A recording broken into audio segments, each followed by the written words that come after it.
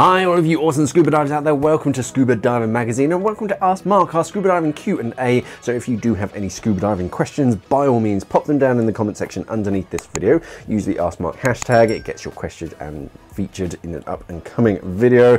And in the meantime, I do my best to actually type out an answer, so you do get an answer as soon as possible. And the community does a great job of answering questions as well. Well done everybody. Today I'm answering a question about the Apeks DST and how to sort of adjust the fifth port.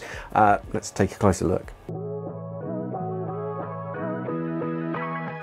So Raja Ampat Divers 33 says, "Hi Mark, is it normal when you're taking the fifth port off and the whole thing, including the swivel turret, comes off? I have an Apeks DST first stage, same exactly like the one on the video. The other day I was trying to install a long hose for my second stage and I tried to use the fifth port. Once I opened, the whole thing came out. Sorry about my English." So you're trying to like access the fifth port and you took the entire turret off. So on a DST, one of two things has probably happened. So that is an Apeks DST. That's a Techline R2, very similar in design, but I do need it. That's a Hollis something, I forget the name. Again, very similar in design. That should be all I need. Okay, so the first thing is I need to know whether you actually have a 5-port DST. So this is a 5-port DST, and you'll see it has this proud version or this proud section here at the top with a little nut and a port plug sticking out of the top of it. That's the fifth port, but it doesn't come as standard on every DST. There is a 4-port DST, which looks more similar to the Techline. All of my DSTs have 5 ports, but you'll notice on this R2, it has a flat top to it. So if your first stage, your DST has a flat top to it like this one, it will have a little hole in there, and that probably is that, no, you need a larger Allen key or hex key. If it does look like that, don't touch it. It only has 4 ports. You need to have a separate 5th port kit fitted to it. So that's the first thing that may have happened. You may have a 4-port DST, and you've basically just removed that retainer, and that will just take that medium pressure chamber off. I don't really need the Hollis one. So if you do have a 5th port turret, then all you need to do is use a hex wrench to unscrew the port plug out of the top. And that accesses the 5th port in the top.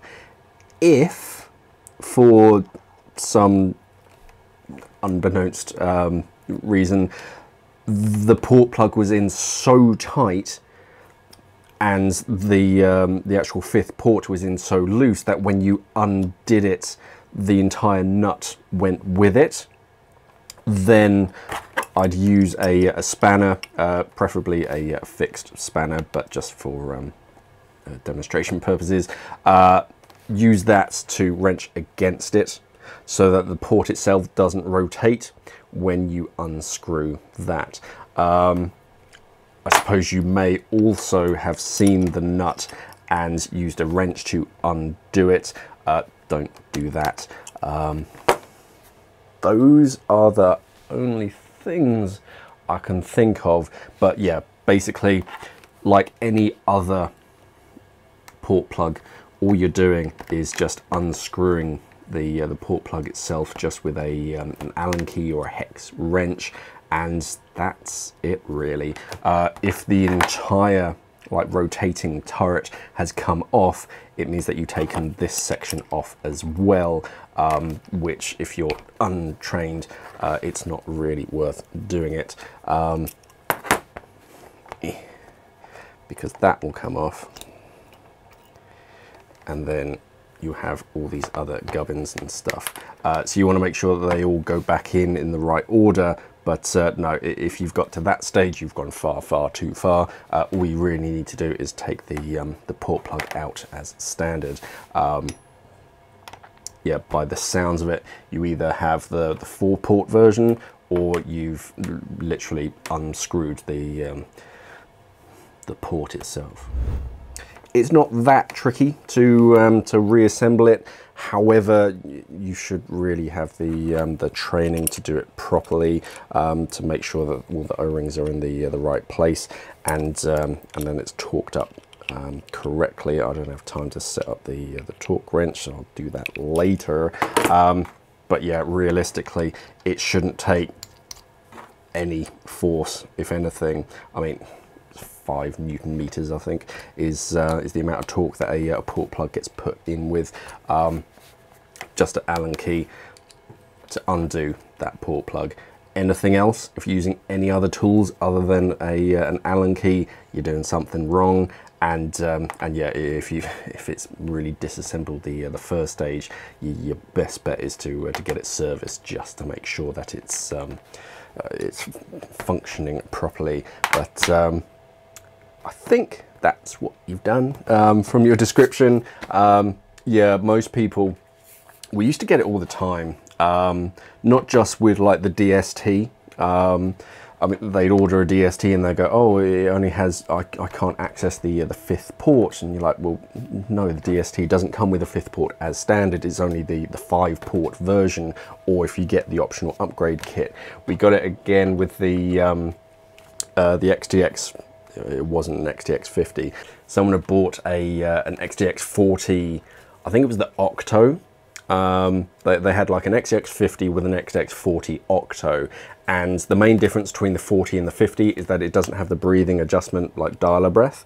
And they sent it in for service on like the 1st year anniversary, and they said, oh, and by the way, not sure how, but I think the breathing adjustment knob has broken off.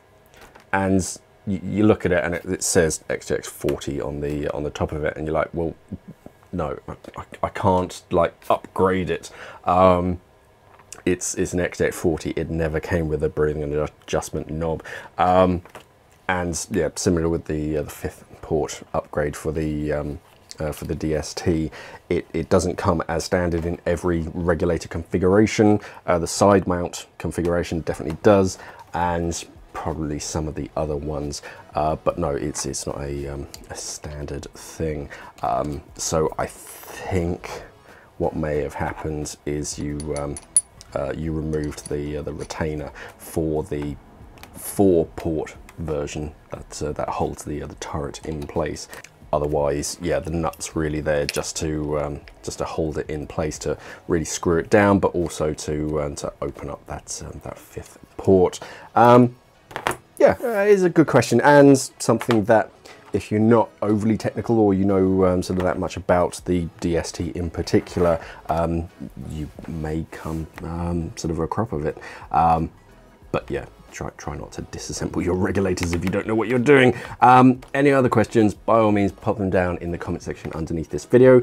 Use the #AskMark hashtag in your comment to get your question featured in an up-and-coming video. Remember to head over to our website, scubadivermag.com. Check out the latest scuba diving news and gear reviews. Like and subscribe to the channel here on YouTube. Thank you for watching, everybody, and of course, safe diving.